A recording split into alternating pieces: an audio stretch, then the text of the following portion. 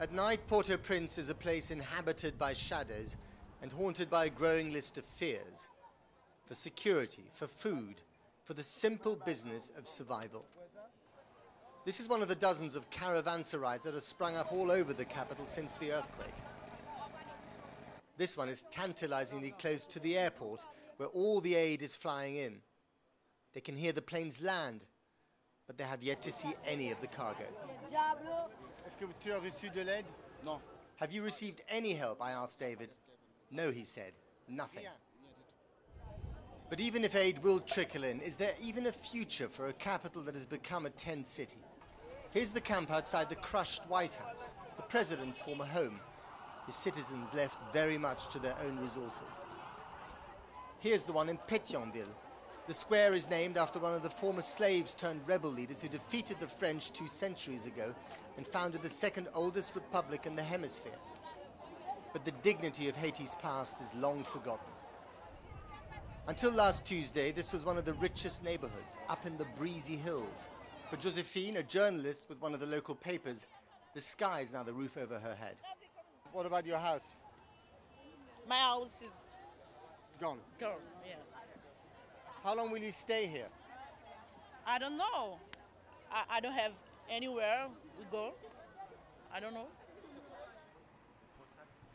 From the indignity of living to the indignity of dying. In a city that has mastered the grotesque, it doesn't get worse than this.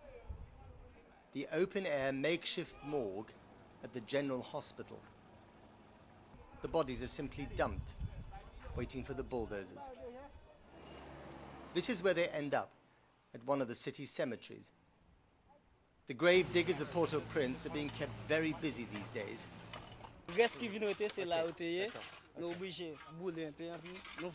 So Charles is one of the chief grave diggers here, and what he's just explained to me is that there are 300 bodies in this mass grave here. And the way they did it is they burnt them first of all. You can still see how the ground is blackened here. This is where they burnt them. There was a kind of makeshift funeral pyre. And then they put the burnt, half-burnt bodies into this hole here. You can still smell it and you can see the flies.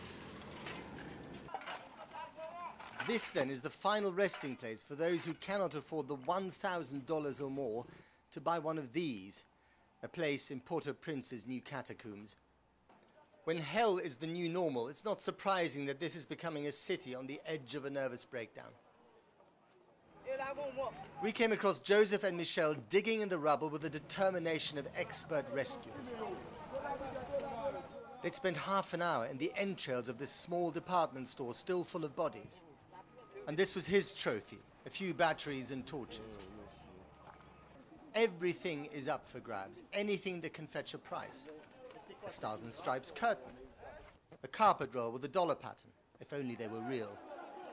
Looting is now the only industry here, and this is the new rush hour of Port-au-Prince.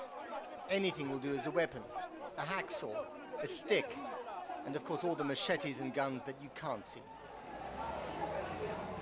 Almost everyone who can is engaged in looting, as you can see. And there's no security on the streets, no police, no UN soldiers, certainly in this business district of the city. And everything is now run by rival armed gangs of looters. It is just a foretaste of things to come. And then there's another problem. The central prison is one of the very few big structures that survived the earthquake, but that didn't stop the inmates from overpowering the guards, killing some of them, and then just walking out of the front door. Combien de prisonniers? Éventuellement 5 000, 6 000, on ne sait pas trop. 5 000. 5,000 prisoners were in here. They've all gone. This is the cell block where they kept the worst offenders, the gang bosses who turned kidnapping into a national sport, the drug barons, now free and back in business. The airport is beginning to resemble a film set courtesy of Pentagon Productions. Aid is being flown in by the minute. The Americans have begun distributing water and food. Haiti will soon be back on life support thanks to the international community. But the promise of generosity also creates expectations, and expectations are creating anger. Déplacez, s'il vous plaît. This was the scene outside one UN compound this morning. Most of the people here were looking for work, but this man was looking for food. because we are thirsty, we are hungry. If there's a queue in Haiti, people will join it, in the vain hope of getting something. Patience is running out, and all the ingredients for unrest now exist. At this gate alone, there are perhaps 2,000 or 3,000 people expecting some sort of work, a whole city of destitute hoping for help. And at the same time, of course, you have a substantial criminal element and a history of violence. None of this bodes well for Haiti.